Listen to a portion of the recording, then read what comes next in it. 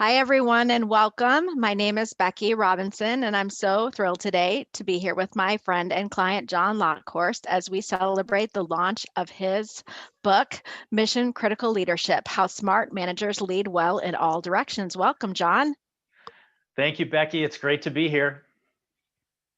As you're coming in today, we want to give you a few moments to get acquainted with the technology and other housekeeping for today's event. So the first thing is that we would love to engage with you throughout today's event in the chat. And when you use the chat, we would invite you to please use the drop-down menu to select all panelists and attendees. That way, everyone who is on the call will be able to see your comments and questions, and you'll be able to interact with the folks who are on today's event. So if you could take a quick moment and find the chat, I would love for you to say hello. I'd love to know where you're calling in from, and particularly if you're calling in today as part of your professional development, we'd love to give a shout out both to you and to your organization for as many as I'm able. So welcome to Rob in Delaware, welcome to Christopher in Tallahassee, to Mark in Cambodia, to Gary in Orange, California, Sharon in Albuquerque, New Mexico, to Jay in Hoover, Alabama, Kelly, our chat host, is in Toledo, Ohio, where we're going to have 80 degrees later today. Hi to Judith at Northeast Wisconsin Technical College in Green Bay. Hi to Brandy in Clearwater, Lisa in Boise. Wow, these messages are so fast, but noticing Lori from the Kroger Company. We have someone from Southeastern Freight Lines. That would be Carmen. Wow. So it looks like a really great group of folks today that we have the opportunity to learn from. I see Warsaw, Poland, Mumbai, India. Wow, really troubled by everything going on in India. Hope you're okay, Marissa.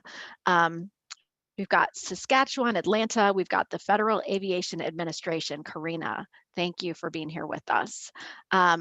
Boise State University, we've got Jory from there. Wow, so many, and so grateful for your interest and participation. We've got Craig at H&R Block. If I missed shouting you out, we are so glad that you're here today. And before we get too far, a couple of more notes. We are recording today's session, and so if you have friends or colleagues that you would like to share the event with, we would welcome you to do so. After the event, we'll send the follow-up that includes the recording. Also, Jon does have a few slides today, and we'll send those via a PDF after the event so that you don't have to worry about taking fast and furious notes. And if you'd like to join the conversation on Twitter and live tweet what you're learning today, including those like awkward photos that you're going to snap of Jon while he's speaking, you can feel free to use the hashtag Mission Critical Leadership when you're live tweeting today's webinar. I don't know, Jon, have you noticed that when people tweet our webinar, sometimes those shots are so awkward with the screen grabs? Yeah, you catch the person sideways, or their head is turned, the light is wrong, or their mouth is open. Yeah, you just have to keep hitting that print screen until you find a good one. Exactly. So we're going to pause for 1 second and smile if anybody wants to grab that screenshot. We'll stage it. Exactly. So quickly, let me introduce you to Jon and let you know about the credentials that he brings to today's event. So in addition to being the author of Mission Critical Leadership, Jon is a CPA and PCC, a leadership coach and speaker, and he is the founder of Lockhorst Consulting LLC. Jon primarily works with finance and healthcare organizations to develop leaders everyone wants to follow, to build teams no one wants to leave, and to deliver exceptional results. As a result of his work, organizations increase employee engagement, they reduce turnover, they break down silos, and they build flourishing leadership pipelines that produce future leaders from within. Now, on a side note, I've had the pleasure over the years of getting to know Jon a little bit, and I know that one of his very favorite things is being a grandparent, being a papa to his adorable littles, and there's some cute ones. I've seen their pictures. Jon is also a long-suffering fan of Minnesota's professional sports teams, including the Twins, the Vikings, and Wild. Is that like a... That's hockey. Well, hockey. Okay. This is the state of hockey, Becky. I've never heard of the Minnesota Wild. Just going to tell you, but that's pretty obscure. But thank you, Jon. I learned something today. And also go Brewers. That's my team, if we have any Brewers fans on the call. All right, well, we have so much to learn today about leadership. And as we get started, we would like to get your perspective on a couple of poll questions. So I'm going to go ahead and launch those, and we cannot wait to hear what you have to say. The first one really is seeking to get to know you, because part of Jon's premise in this book is about leading in all directions. And so we're curious, what type of leadership role are you currently working in? You might be on the call and you're not in a leadership role. You're a frontline contributor to the work of your organization. You may be a frontline supervisor, a middle manager, or in upper level leadership. And we would love to know that as we dive into today's conversation so that Jon can adjust his comments in the right way. And I think what you're going to find out, Jon, is that we have all kinds of people on this call. That's what we're hoping for. Let's take a look at that, the results. It looks like we have the highest percentage of middle managers on the call. We have about a third of people who call themselves in upper level leadership, 10% frontline supervisors, and about a third of people say they're not in a leadership role. Becky, could I just saw in the chat, Sharon talked about just looking at that as, doesn't matter where you fall on that, you're still a leader, and having that perspective, even if you're the leader of one, meaning yourself, which can be the most challenging part of leadership. Indeed, and I look forward to learning about that with you today. So here's a really fun and interesting question from my perspective, one I've thought about in the time that Jon and I have been discussing it. So is it possible to be a good boss and still fail or underperform as a leader? And we would love to get your feedback on that question. Is it possible to be a good boss and still fail or underperform as a leader? I'm betting, Jon, that you have a point of view on this one. If I don't, then the book was all for naught. So we'll give you a few moments to answer that poll. Overwhelmingly, might be a loaded question, right? Yes, and Jay, yes, I agree with you. Boss does not equal leader. So let's part of the premise. Exactly. Let's take a look. It looks like 86% of people think that it's possible to be a good boss and still fail or underperform as a leader. And one more poll for you today. And, the premise of Jon's book is really talking about leading in 4 directions: up, down, across, and then leading inward, leading yourself. And so we're wondering, in which of the following directions do you find it most challenging to lead? Would love your feedback on that one. Oh, I wish I could have stopped it when it was 100% of people saying that it's hardest to lead ourselves. That was like the very out of the gate. That was what I saw first.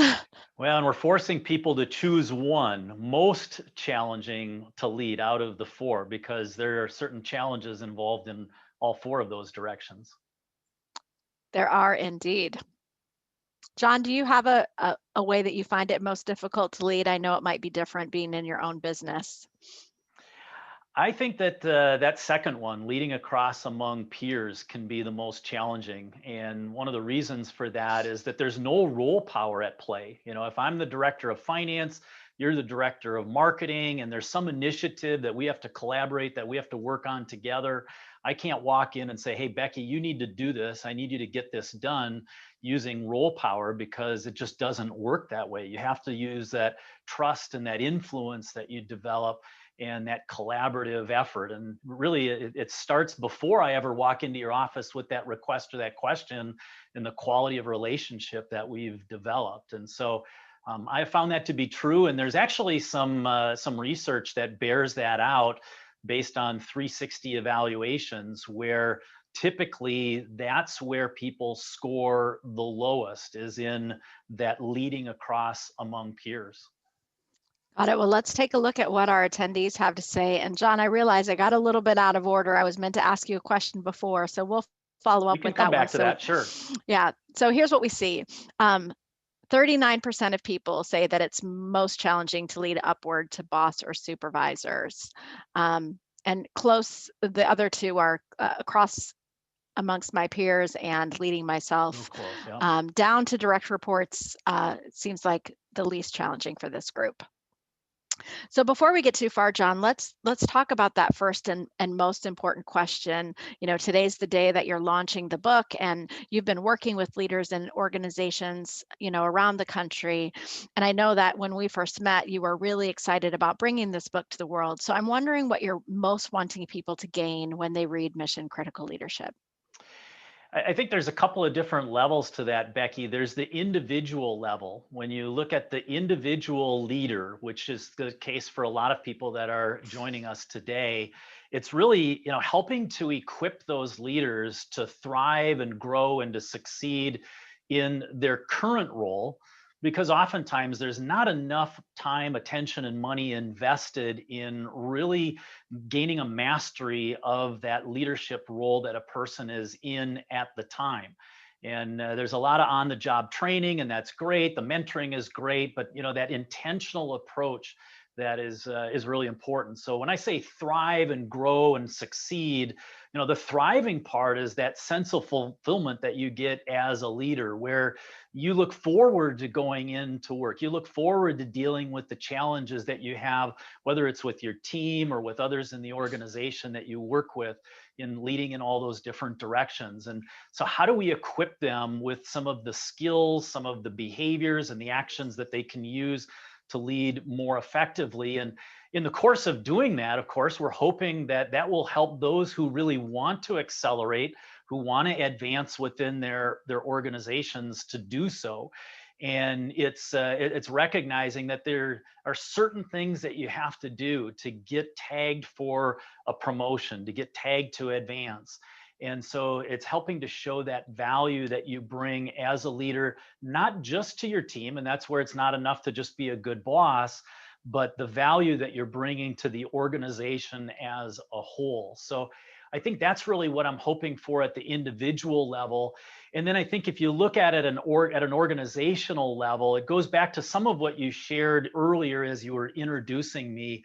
And I like to use that term, the leadership pipeline. How do you develop a leadership pipeline that is really flourishing and growing, that's robust, where when you do have openings in leadership roles, you're able to, when you want to fill those roles from within and to promote people from within. There are times certainly where it makes sense to go outside of the organization. There might be some other skills or some other perspectives that you're looking for.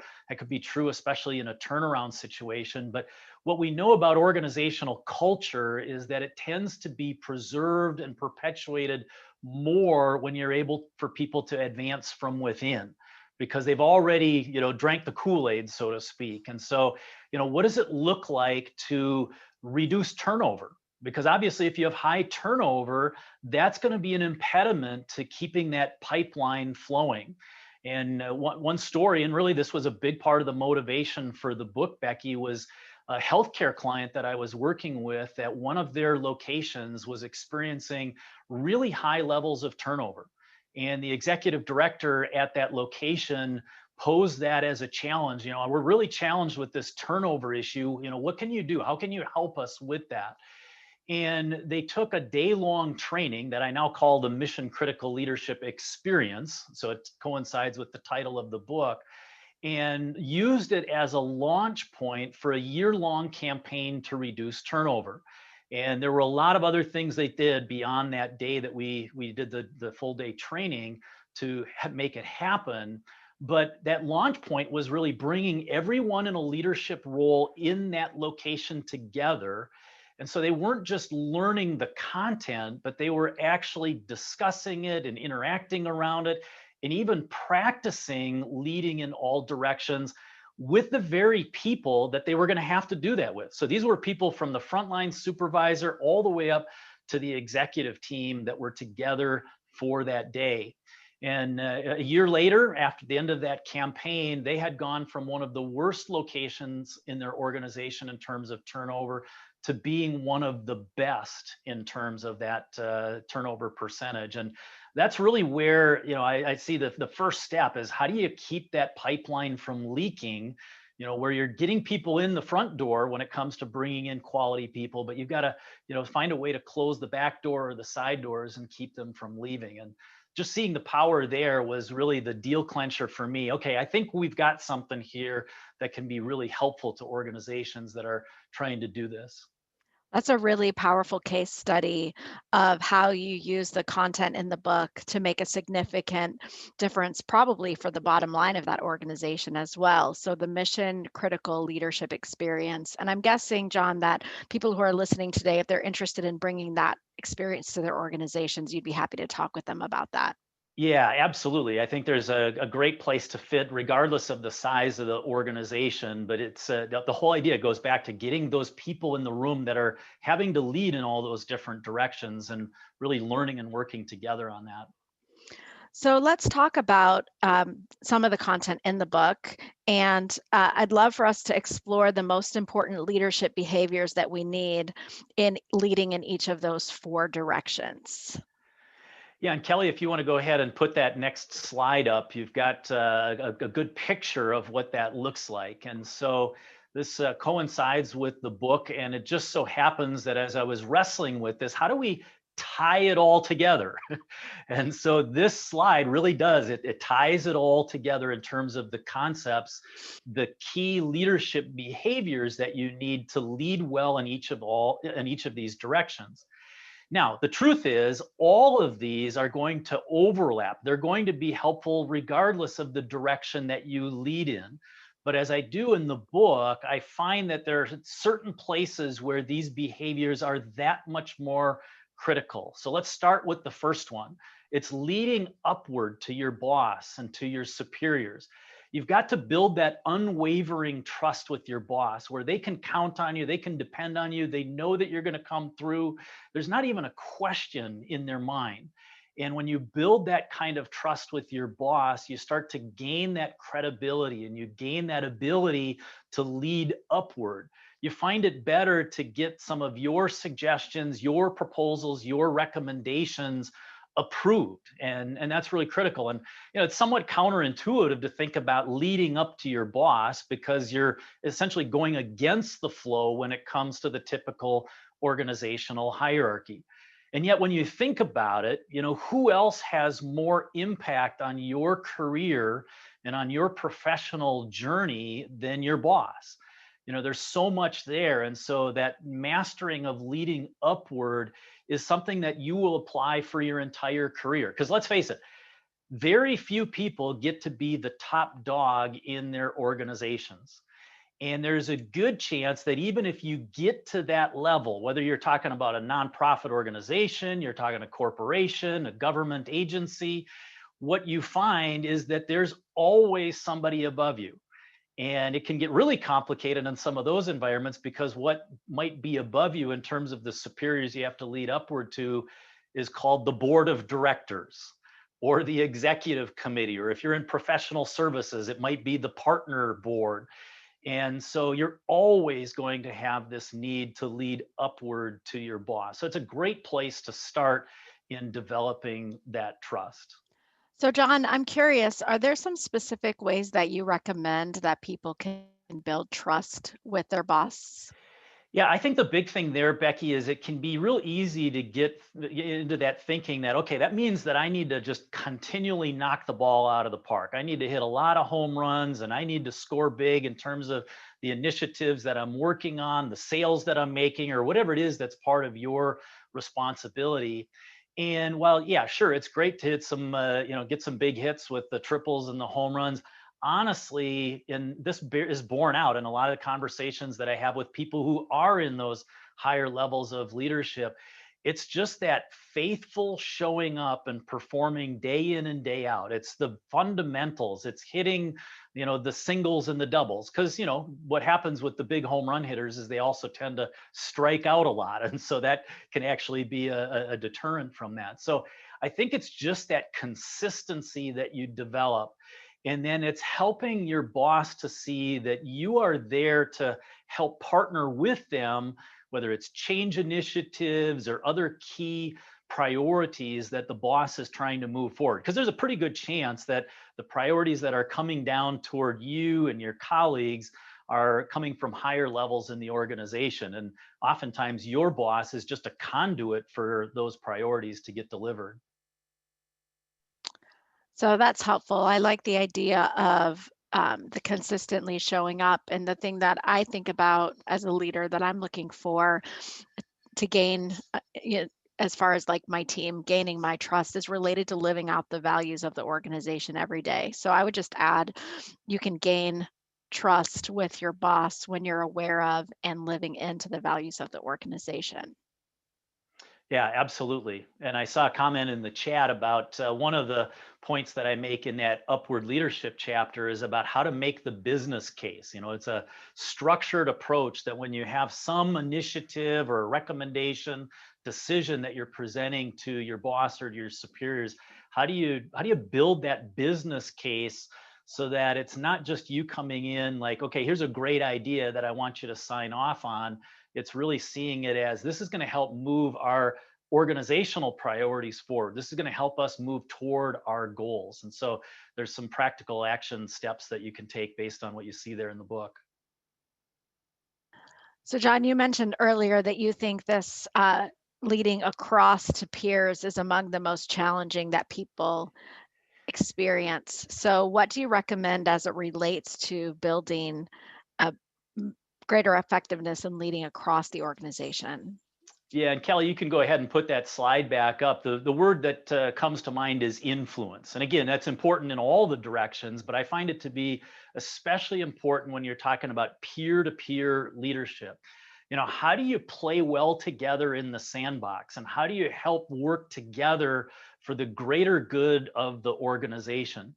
What happens, and this is actually one of the unintended consequences for individuals that get really focused on their team, their department, their division, and instead of thinking about the greater good of the organization, is that those silos develop where all of a sudden, and somebody used the word politics in the chat earlier, that politics can become a negative thing. Politics is not necessarily all bad. That's just part of the normal give and take that you have in life and in organizational life. But it can get to the nasty side of that where all of a sudden it's all about me, all about my team, all about my department. And so back to the example that I shared earlier, and I oftentimes will pick on the finance people because that's the background that I come from. But if I'm the director of finance and Becky, you're the director of marketing, and we've got to figure out how to work together, how can I help you see in the marketing side that some of my priorities, some of my initiatives from finance are actually for your own good as an individual leader, your own good as you lead your team and your department. And then how do we have that conversation where we're thinking about the broader organization and saying, okay, yeah, we might have to, get settled in terms of some give and take on that. And it's not about, I think of times when there's a breakdown, it's not about finger pointing, it's about coming together and saying, how do we get all of our eyes on this breakdown and figure out, okay, what happened? And without finger pointing, how do we make this better going forward? And so it really requires that influence. And I'll just share one example from one of my coaching clients who was legal counsel in a corporation. And one of the steps that she took was to identify some of those key peer leaders at her executive level and start doing some regular check-ins, where there really wasn't necessarily a specific project or initiative that she was looking to talk about, but more the big picture. How can we work together? How can I make you aware of some of my priorities that I'm working on? You can do the same for me so that it's not a surprise, where Becky, I might come to you as one of my peer leaders, and all of a sudden I've got this key initiative that I want you to jump in and throw some resources behind. It's been an ongoing conversation up to that point. So that's the value of building that relationship. I'm curious how you see those peer-to-peer leaders making time in the midst of a busy work schedule to cultivate those relationships so that they can get the influence they need at the right times. Yeah, and I think this is true of all leadership. Leadership takes time. And because most people advance through their organization by being a really strong individual contributor, and they've got the strong technical skills, if you will, that got them noticed, and then they start to get promoted. And it can be real easy to get focused on the projects, the initiatives, the tasks that you have to complete from day to day. But the best leaders actually set aside time in their schedule for leadership. It's like it certainly happens on the fly, but there's an opportunity to be more intentional about that. And I think that's, just like you might do a one-on-one check-in with your direct reports. I think those key peer relationships, it's worth doing that one-on-one check-in. And it doesn't necessarily have to be, overwhelming from a time perspective. And I know it's like, oh my, that's just one more meeting that we have to have.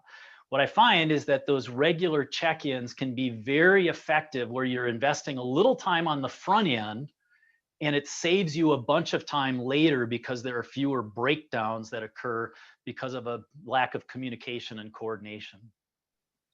That's helpful. Thank you. So let's talk about this leading down, leading to people who directly report to you. What's needed there? I use the word engagement, and it really comes out of the work that the Gallup organization does in measuring employee engagement. And it's wavered, back and forth, but somewhere around consistently over the last, almost 2 decades, about a third of U.S. workers are considered engaged in their jobs. And engaged means that they're not only just punching the clock, getting the work done, doing a decent job and going home, but they're the ones that are speaking highly of the company. They're the ones that are recruiting their friends. They're the ones that give a discretionary effort. They're looking for ways that they can add value, and they promote good morale.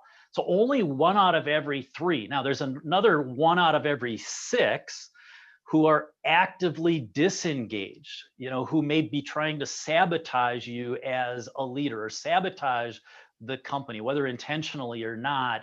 And that leaves about half that are in that middle ground that I call the meh category.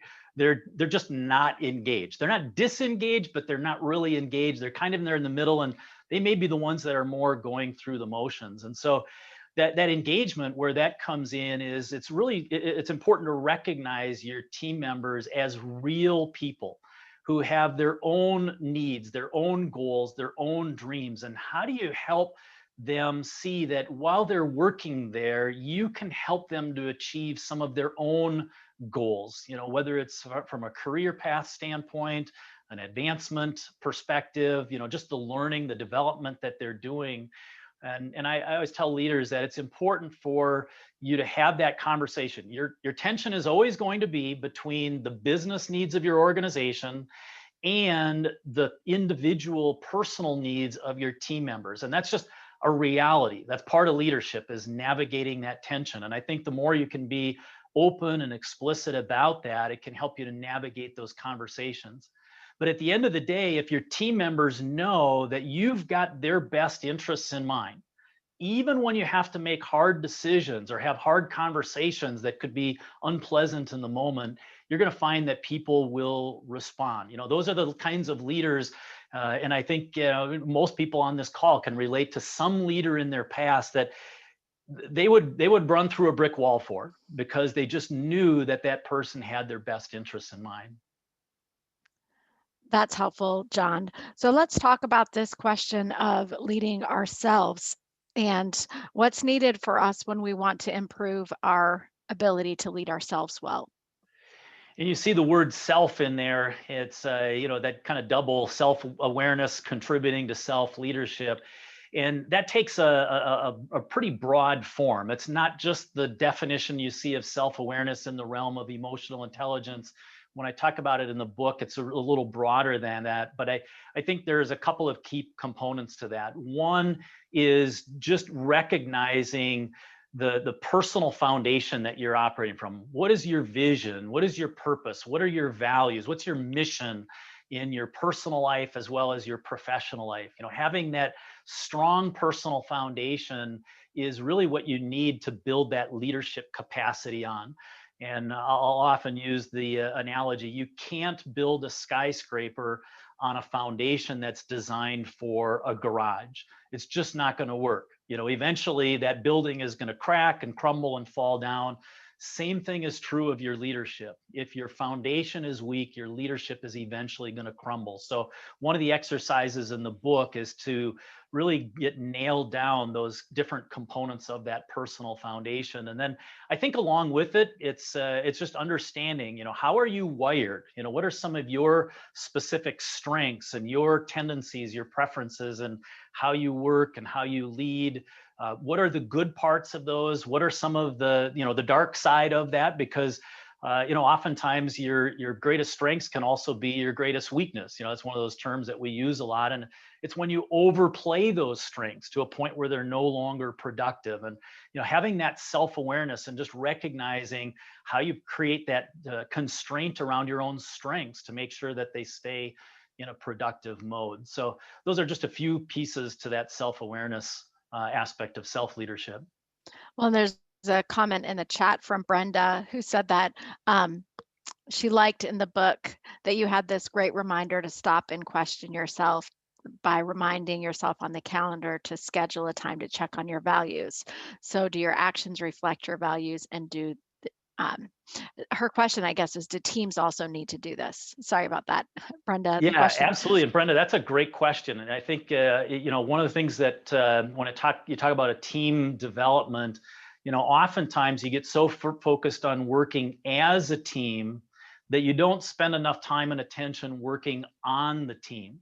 And I do believe that it's important that you have regular points in the calendar, a regular cycle where you step back, and it's not just about the work that you're doing, but it's about the team. It's about the team dynamics. And some of the assessments, the profiles that I suggest in the book are real helpful in that regard, just to get people talking. And it goes back to that analogy that I shared earlier. How do we play well together in the sandbox?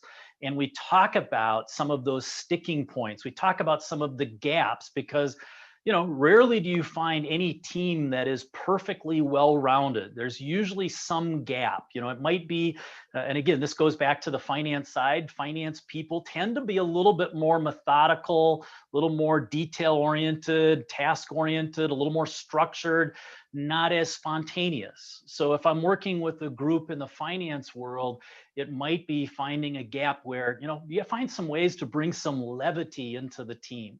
And if you've got somebody that leans more in that direction, really capitalizing on that strength. So I think, Brenda, it really is. It's important to focus on the team and come back to some of those different dynamics, as well as that foundation, the vision, the values, and everything that goes along with that.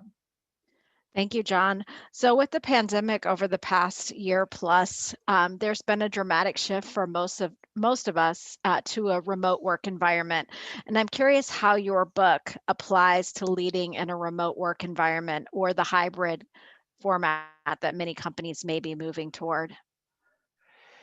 Yeah, it's interesting that all was unfolding as I was writing the book. So when I first started writing the book, yeah, the remote work has always been there. And I've worked with a lot of organizations that have remote workers. So that's not necessarily a brand new thing, but on the scale that we've seen it emerge and the big shift that took place more globally in the workplace, that moved to remote work. And there was one point along the way, Becky, where I paused and I thought, maybe I should divert my attention and go to writing a book that's specifically on leading in a remote work environment.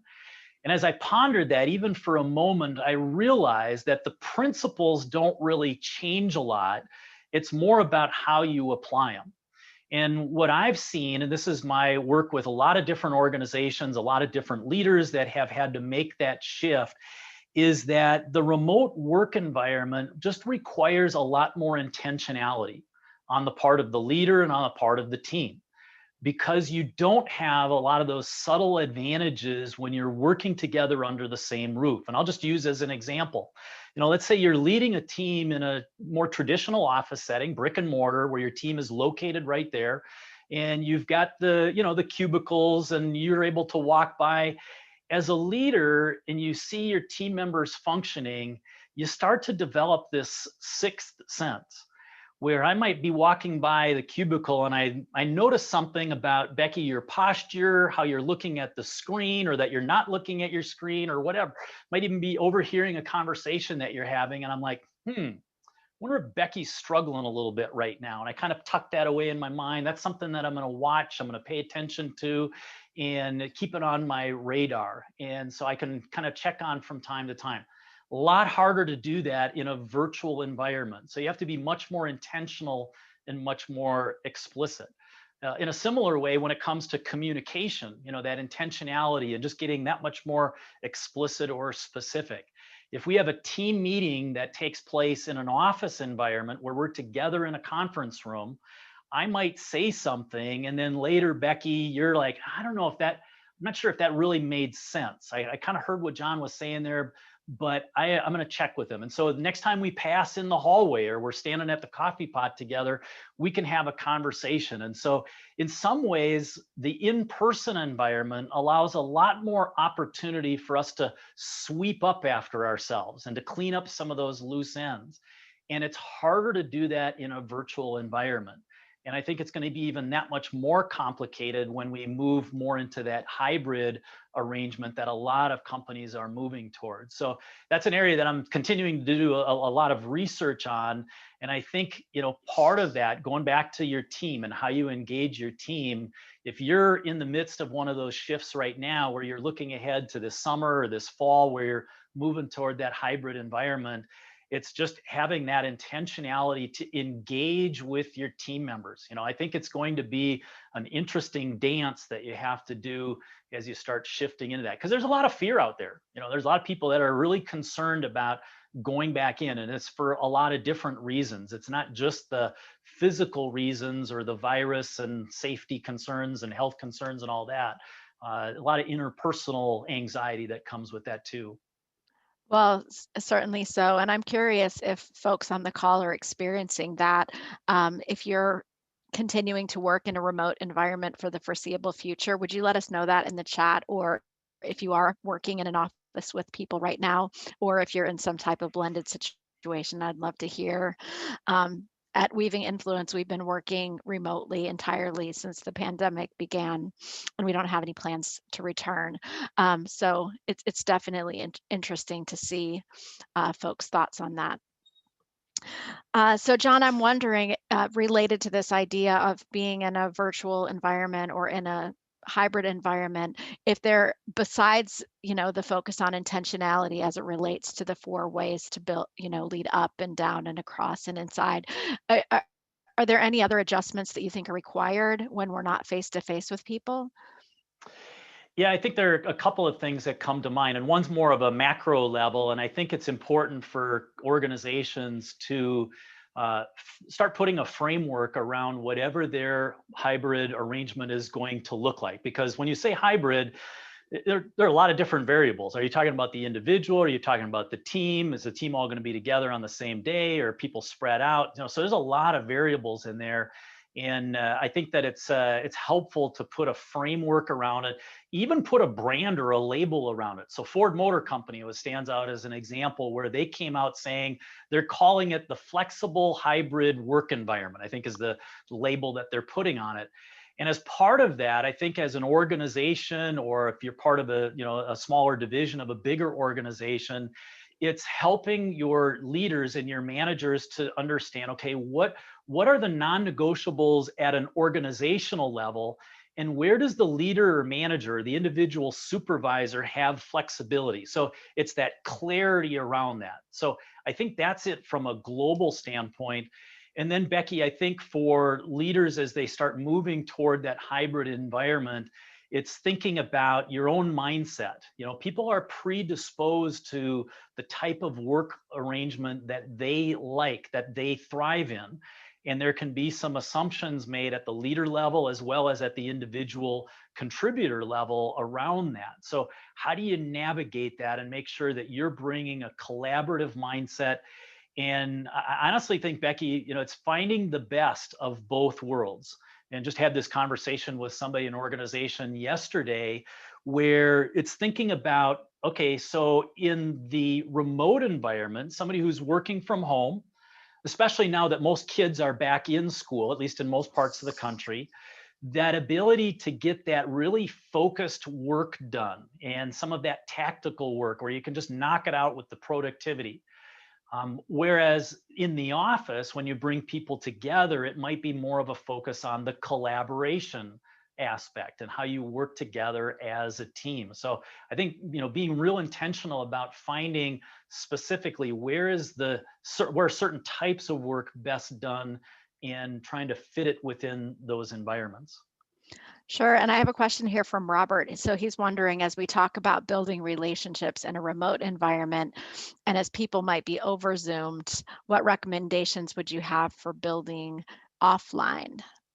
Yeah, over zoomed. I think we're seeing more and more of that right now. And while early on in the pandemic, I was a huge proponent of camera on, because you were going from where you're accustomed to seeing each other face to face all the time to otherwise, just seeing a name on a screen, even if you were using Zoom or Teams or something like that.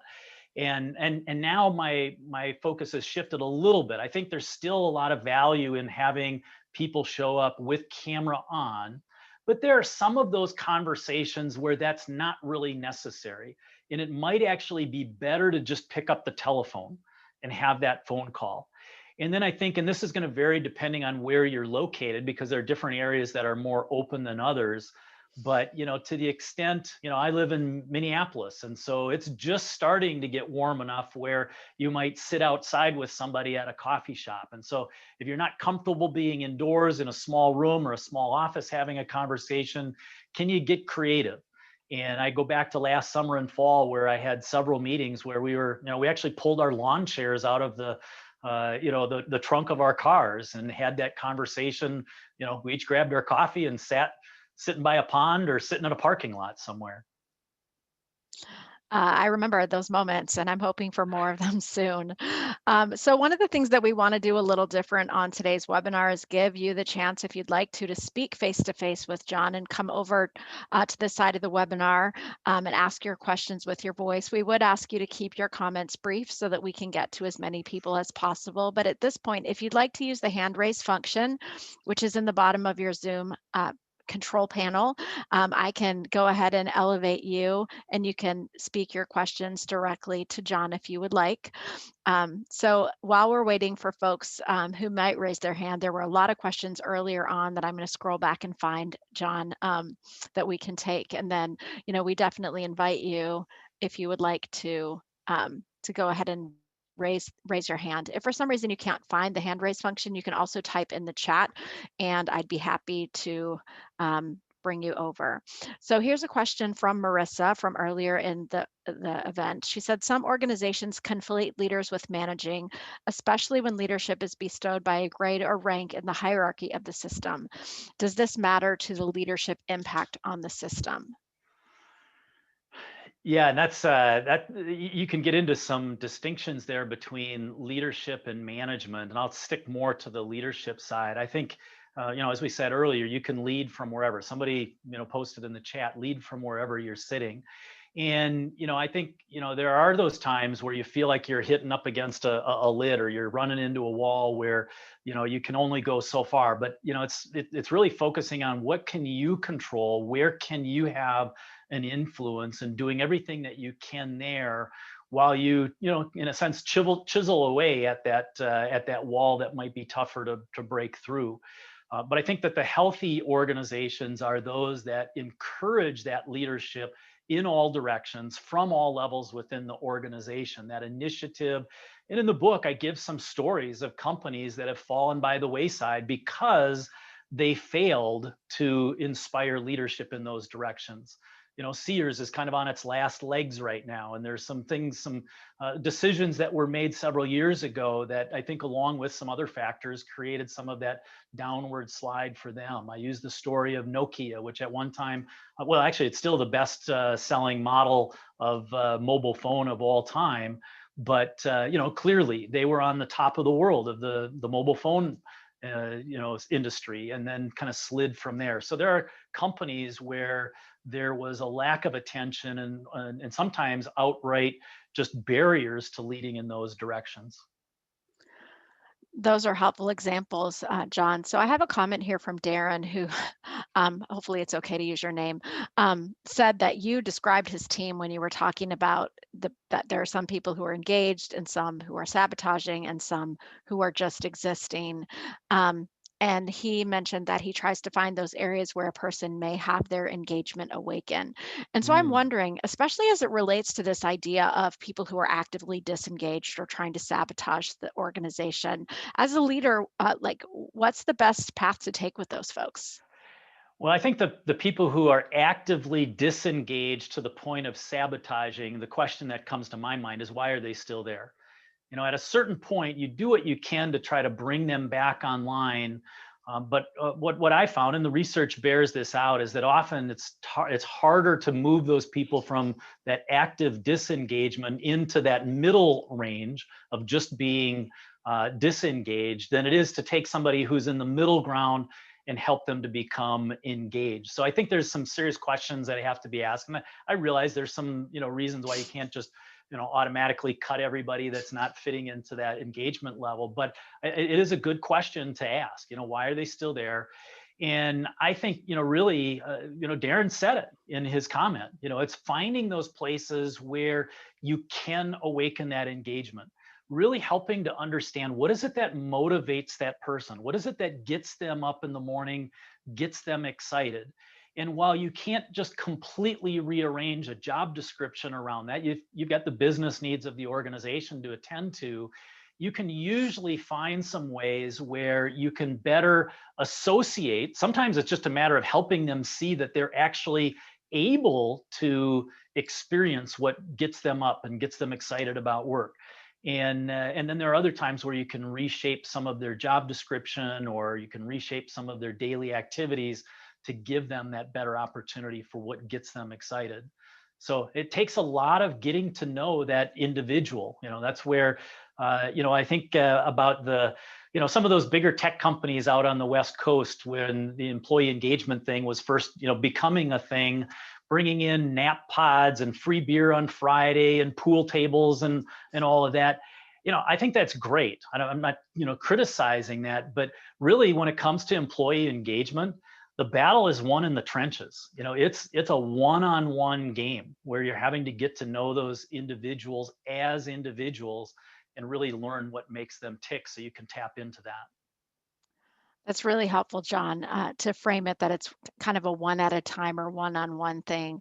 So I have a question here from Eduardo who wants to know, what can you do when your boss sends you to a leadership course, but the person also needs to learn how to be a better leader? I love that question, Eduardo. And I suppose we could ask for a show of hands how many would have been in that situation. You might not want to raise your hand because maybe your boss is on the call with you. But I think the best thing that you can do, and this is true leading in any of those directions, as you come back from some type of leadership conference, some kind of training, is to pull those key insights and to start with more of the first person side of the journey. Here's what I learned. Here's what's been helpful for me. Here's some new insights that I gained, and what I'm going to do differently as a result of having gone to that conference or as a result of having taken that program. Here's how I'm going to put this into action. And you might ask the question, would you be interested in some hearing some other insights, or would you be interested in sitting down over a cup of coffee, because I'd be glad to share more of the insights that I gain that might be helpful to our company.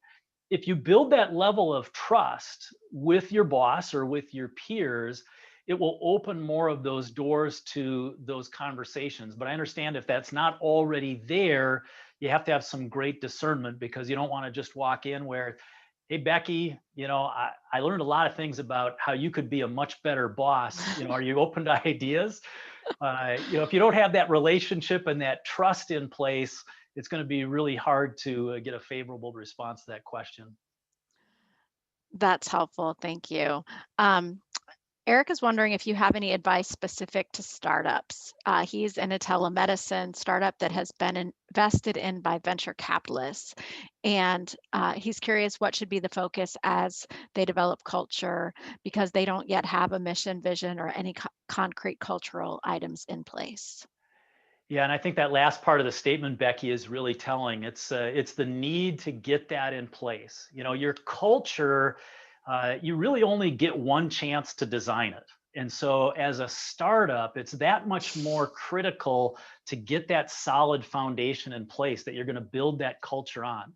And so, it really comes down to you get those different elements that I referred to early in place, and then start talking about what do we want the culture to be, and you can describe it in terms of the behaviors, what's acceptable and what's not, what are the values, what are the priorities, how do we play well together in the sandbox, and you start defining what you want the culture to be. You've got a much better chance of hitting it, because otherwise the culture is just going to evolve over time.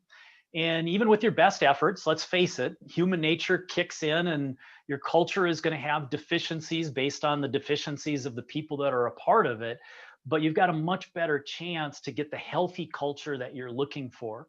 And I think one other thing that I would say about that, Becky, is in a startup, especially when there's venture capital involved, it can be difficult to put a priority on leadership development, because there's not always the immediate return on investment. And let's face it, the venture capitalists, those investment funds, they're looking for that return. And so I think it's working together with the investors to say, hey, it might take some time, it might take some investment up front, but in the long haul, there's going to be a much better return on investment if we are investing in our people, we are investing in our leaders, and we're investing in that culture. So it's got to be set out as a priority right from the get-go. So, and John, I'm not clear on this, but is that work that you do with organizations in terms of helping them work through lining on their vision and mission and values? Yeah, oftentimes that's part of a strategic conversation where somebody like myself can come in and help facilitate. And the value of an outside facilitator is really getting the participation and the buy-in, and just even asking some of the right question, bringing a process that you can use. And part of that might be, helping the team to gain a better sense of identity, and using some of the profiles or the assessments that I talk about in the book. So we understand some of the quirkiness about one another and how that plays out in terms of our leadership and how we work together. So, Rob is asking, John, if you could talk a little bit about the leadership impact process that's in the last chapter of the book. Yeah, the very end of the book, I was really wrestling with how do you close something like this out. And so once you go through the 4 chapters, each of them specific to the 4 directions that we've talked about, there's an opportunity to first pause and do some self-assessment, as well as getting feedback from others, just in terms of your own leadership development and what are those areas that you need to work on, where do you need that growth, investing in your skills and your development, whether in formal or informal ways. And then I wanted to look at, the last of that chapter. It's not even so much about legacy as it is impact, and how do you get the benefit of that impact moving forward, where there's that ripple effect, if you will. And so I take the reader through a process. And first off, it's really looking back on their own leadership journey. And what did that look like from the very first time they got a chance to be part of a leadership role? And I think most commonly what I find when I ask the question in some of the groups that I work with, people will go back into their school years when they were part of an athletic team, or they were part of some kind of a club as part of their school, and they were in a leadership role. And then kind of working through the journey, and what were those points along the way, those key milestones or benchmark where you really learned about being a leader. And sometimes you're learning from the positive side, from the good things that happen. Other times you're learning the hard way from mistakes that you've made or from mistakes that others have made. And then from there, getting a better understanding of your own definition of leadership.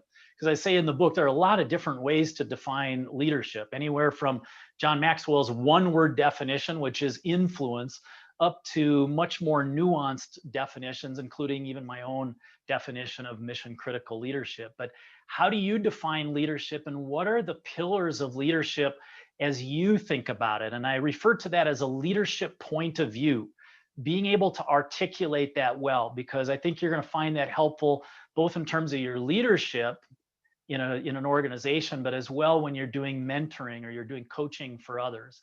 And then part of that is, how do I find opportunities to express that leadership point of view and invest in others that are coming along behind me and helping them take a step forward in their leadership journey. That's helpful and powerful. And Rob, thanks for bumping that up.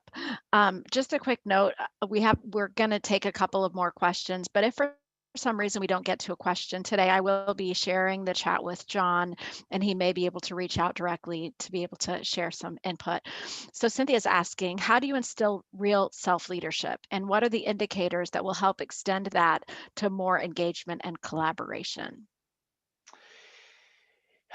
I think from a self-leadership standpoint, one of the keys is to recognize that there are certain strategies, certain behaviors, certain habits that you can form to develop that self-leadership. And I'll just give one example that I focus a little more attention on in the book, and it has to do with your self-talk. Is your self-talk positive and affirming and forward thinking and developing and helping you to grow? Or is your self-talk more negative, something that's tearing you down as a person? Because that's going to have an impact on the person that you lead or on the people that you lead. And so just getting a sense of that, because let's face it, we all talk to ourselves. And for some more so than others, typically when I ask, where do you most often talk to yourself? It's in the shower, it's in the car while commuting, it's out taking a walk. There are a few of those common places. And, there's always that conversation that's going on in your head, even if it's not a verbal one. So getting a real handle on how you can shape that self-talk to be more positive and productive and help you move toward that vision that you have for your own personal and professional life. So I think that's a big part of self-leadership, is just finding those different strategies and how do you employ those in a way when you run into different situations where you're bound to have setbacks. Let's face it, the leadership journey is not for the faint of heart. And oftentimes there are bumps in the road, there are detours that come, and it's knowing those leadership strategies that you can pull out and apply that are going to help you to move forward. So I think I at least answered the first part of the question. Thank you for that, Jon. So Kelly, if we could have the final slide, I want to share with you all some different ways that you can learn more from Jon, and especially from his new book that's launching this week. So the first thing is to buy the book. Jon mentioned while we were getting ready for the webinar that you can actually buy the book this week on Kindle for 99 cents. So if you're an ebook reader, now's the time to nab the Kindle copy, or if you prefer a paperback book. And if you're interested in buying the book in bulk for your organization, you can also reach out to Jon to find out about that. You can find out more about Jon's work by visiting missioncriticalleadership.com, and you can contact Jon to find out about his speaking related to the book, his training. He mentioned the Mission Critical Leadership Experience, which is a one-day workshop based on the book. And if you're here today and you're interested in finding out about Jon and his coaching, if you email Jon today, at the end of the day, he's going to draw from the people who email him and give away 3 individual coaching sessions. Is that right? 3 people will get 1 coaching session. Yeah, that bullet point is worded a little clunky, but it's 3 individuals that will draw for 1 coaching session each. Got it. Okay. And I have a question here from Amanda. Is there an audio book version, Jon, or is that forthcoming? That is in the discussion phase right now. So thanks, Amanda, for asking about that. Great. So I would encourage you to go ahead and give Jon an email if you're interested in having a one-on-one session to talk about these ideas. Please go and buy the book. That's the best way that you can help an author in the week that a book comes out. And if you've already read the book, we would be so grateful if you could take a few moments to leave a review on Amazon, which is important social proof for helping Jon to get this message of leading well in all directions out into the world. Jon, thanks so much for joining today. Thank you, Becky, and thanks everyone for being here. Take care.